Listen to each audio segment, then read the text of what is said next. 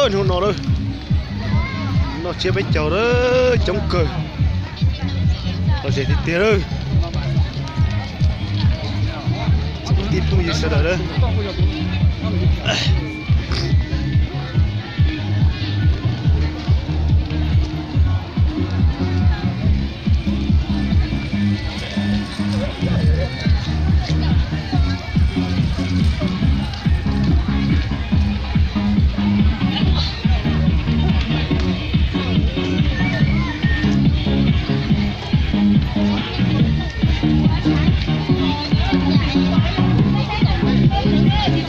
chưa bánh chầu đó để nhìn miền Đông nữa tết về nhân là miền Đông nữa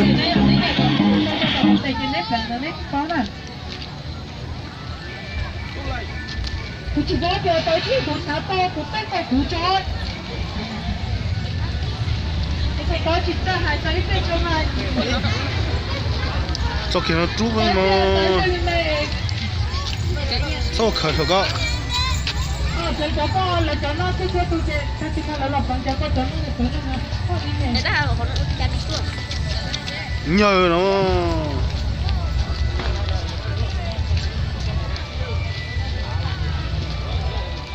Chú nó rồi.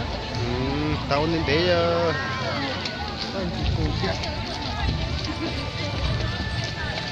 Sao nó không chia nào nó nào? tàn chia chụp ảnh đi chia ra quay video không chia đâu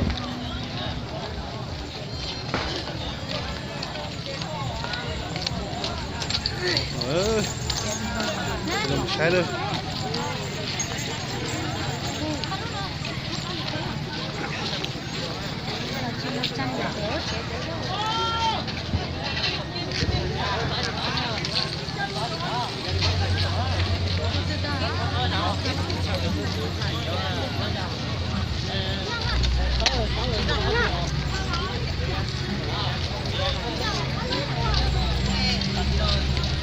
lo gì thì tiền đấy cái gì sẽ là đấy lo gì thì tiền đấy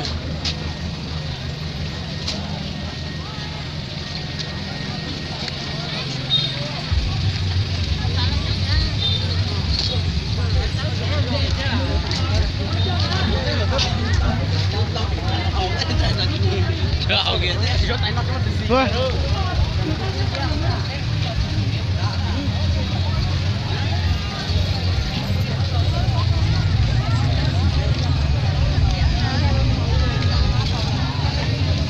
xuân đến la lên tới đây được cô nó phía được cô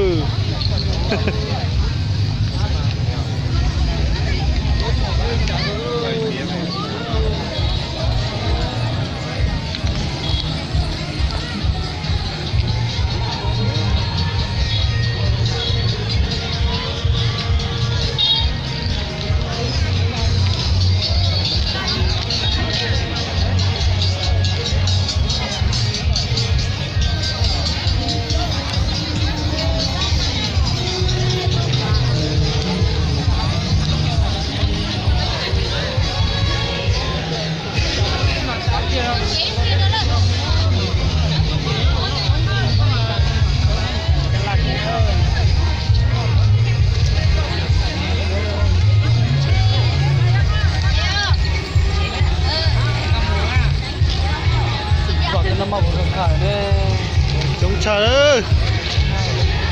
thế thì nó sẽ là chụp không gì đâu không tiền đâu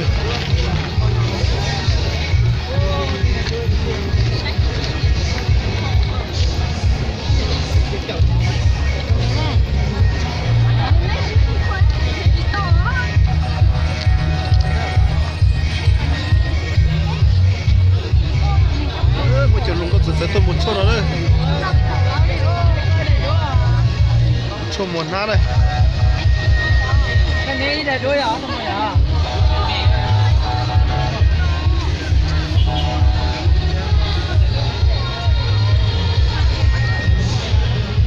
chào nè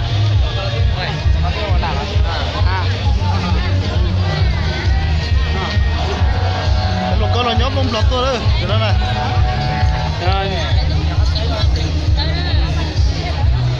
muốn cho thấy đấy hả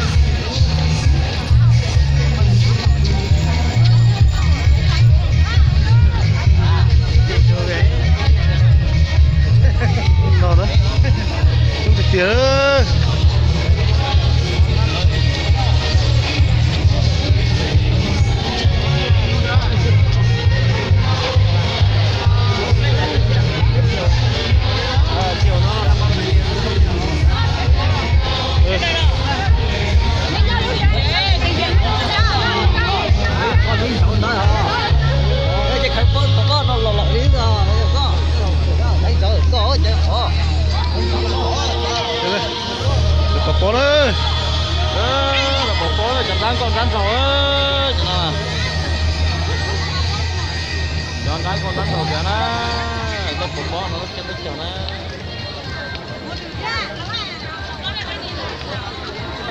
bộ phố ở đây trong mà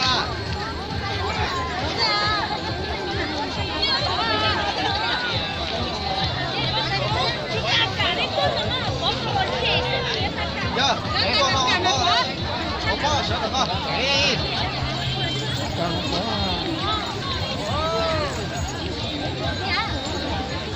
đấy thấy chị nhăn là nó bị chầu nữa bò này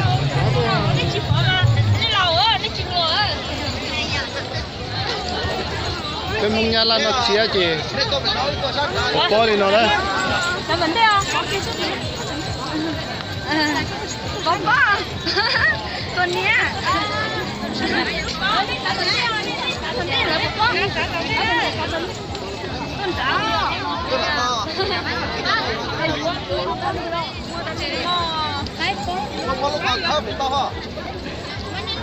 Con này luôn, sao vậy ta?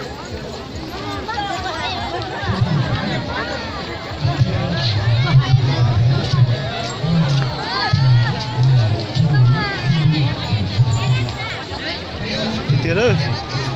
chụp cái thịt bung gì sao đấy cái tôi sai ở lên từ sai bỏ nó họ lò đấy họ lò sai đây tôi xông lấy bên đây nhiều qua cái lò chạy lên nó đấy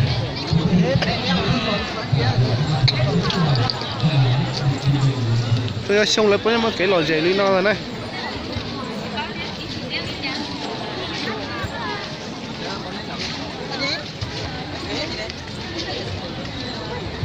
có cái chống cần nó nó nhớ là nó sập nó giờ thì nó tiền mình có nó không nhỏ nó phải thảo sơn đầu đi dọc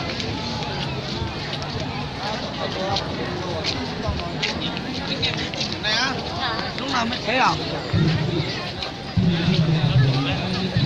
nó có chống tật kia nữa chụp bung gì này giờ lên từ sao lò say cái chuyện nhá là chỉ có tê nhót luôn rồng điểm biên phủ này nhớ rồng điểm biên phủ giờ lên từ xã lò trái lò rồng câu là của chống tật kế này số xong phải lên qua kế lò rẻ trong đó họ nó sau đó tôi lại bó này tàu tu lu cái mong kế lên cái chai tàu tu lu này cho nhung xin rau mua kế cho nhung xin rau tàu tu lu bắp bia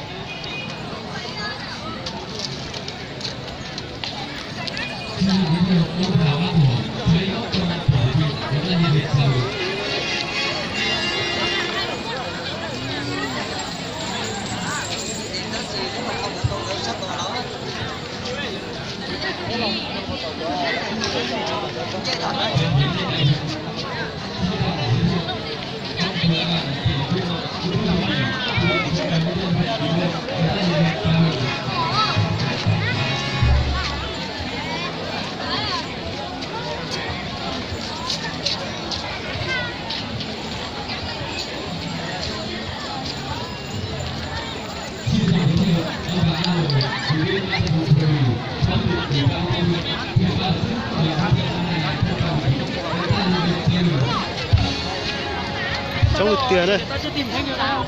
cháu cũng thích vui gì sao đấy này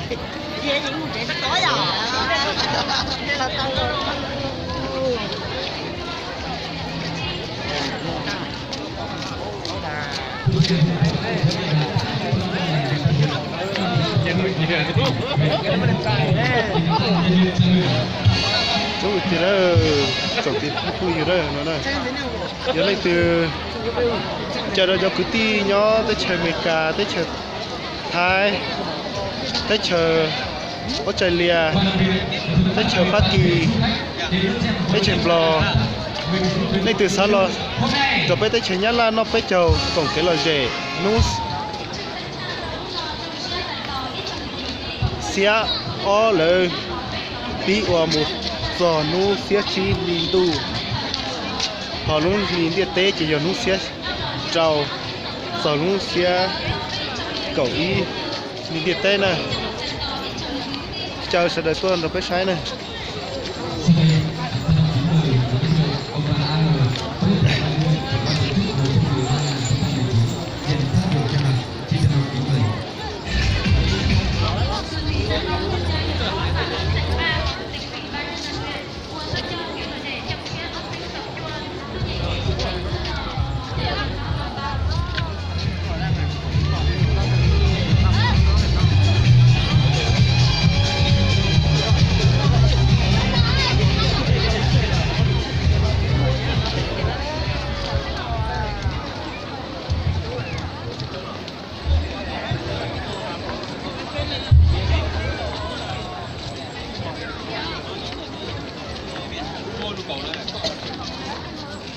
thưa đồng chí Giang, Giám đốc Công an tỉnh Điện Biên, kính thưa đồng chí Bùi A Bằng, Ủy viên Ban Bí thư Huyện ủy, kính thưa các quý đại biểu, các vị khách quý, thưa toàn thể quý khán giả và bà con các dân tộc đồng bào. Hòa chung không khí vui chơi phấn khởi cùng toàn đảng toàn quân và dân ta đã ra sức thi đua chào mừng kỷ niệm 89 năm ngày thành lập Đảng Cộng sản Việt Nam, chào đón năm mới Kỷ Hợi năm 2019. Hôm nay ngày 7 tháng 2 năm 2019, tức ngày 3 Tết Kỷ Hợi, Ủy ban nhân dân huyện Điện Biên Đông long trọng tổ chức hội xuân Kỷ Hợi năm 2019. Lời đầu tiên cho phép tôi thay mặt các đồng chí lãnh đạo huyện, các đồng chí ban tổ chức xin thay mặt xin kính chúc các vị đại biểu, các vị khách quý cùng toàn thể bà con nhân dân dân tộc một năm mới tràn đầy hạnh phúc, an khang, thịnh vượng. Hội xuân Kỷ Hợi năm 2019. Kính thưa các vị đại biểu, các vị khách quý và toàn thể bà con, văn hóa là nền tảng cơ bản của xã hội, là mục tiêu động lực trẻ bền vững của đất nước. Việc bảo tồn văn hóa chế qua và cái lời rẻ cho đời lũ sánh Điện Biên Đông này, lũ mường Điện Biên Đông này.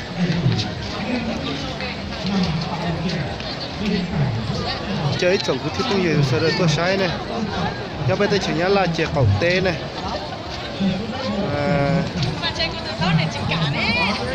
tê nhớ rồi và tê chè trồng cẩu tê Điện Biên này, Điện Biên này.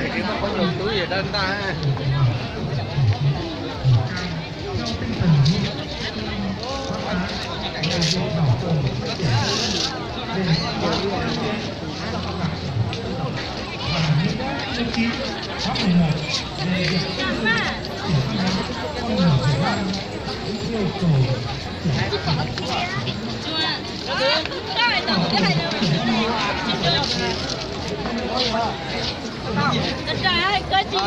nhưng mà chưa hẳn lúc nãy nó đã to.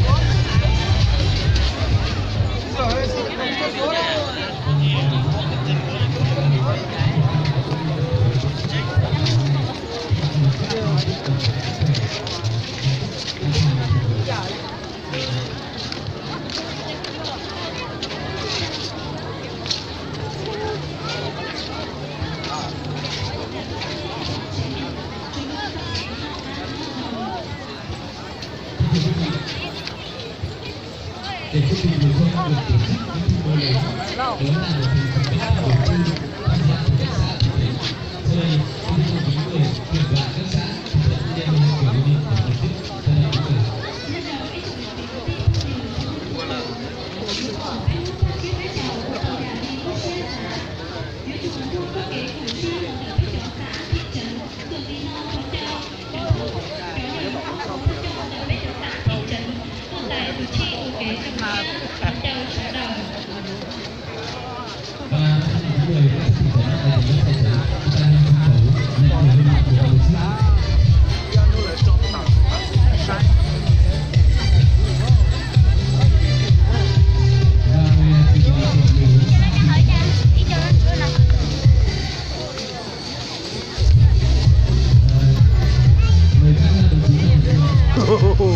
không tròn chia rồi chứ.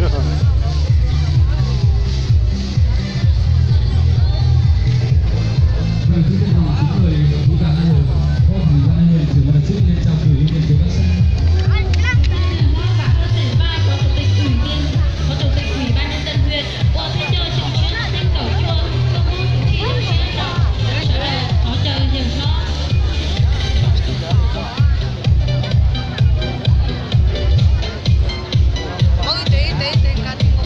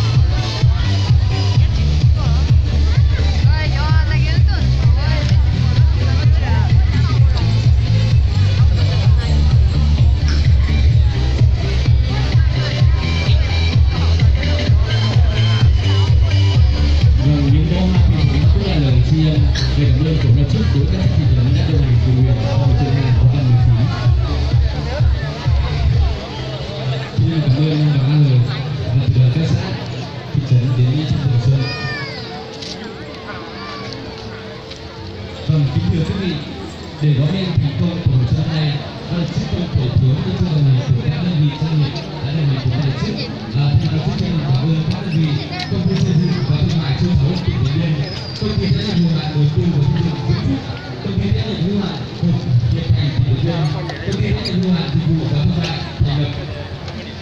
doanh nghiệp công ty tập đoàn xây dựng Ngọc Ánh, công ty trách nhiệm hữu hạn xây dựng Hoa Ban, trung tâm viết đi một bỏ sáu tùng nữa. tổng chí số 1 cùng đồng hành.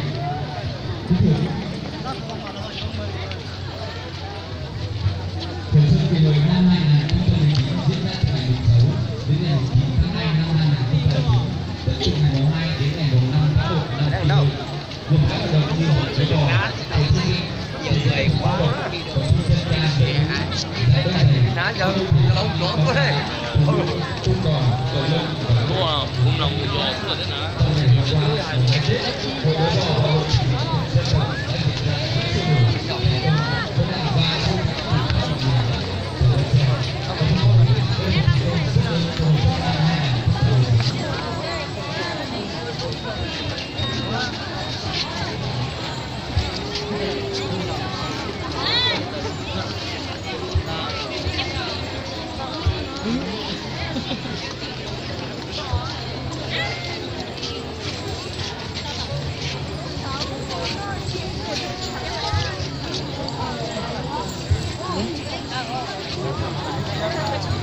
chồng cứ tít như gì sao đây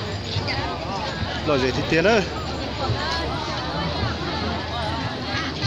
chẳng nó mà chống sao này tiêu thọ chân này sẽ lo sai đây cái sẽ lo sai đây bây giờ muốn nhớ tới chuyện nó tụt ná đi trả là cũng mua đấy tụt ná dùng đi trả là cũng mua một xí một số đấy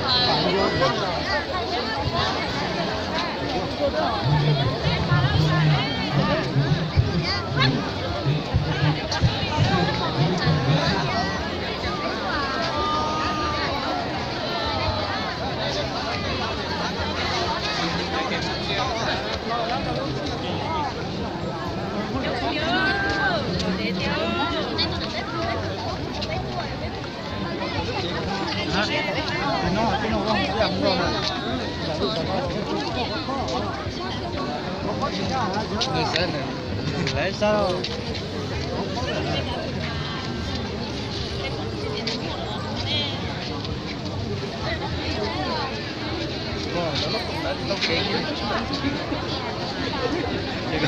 Chiên chu.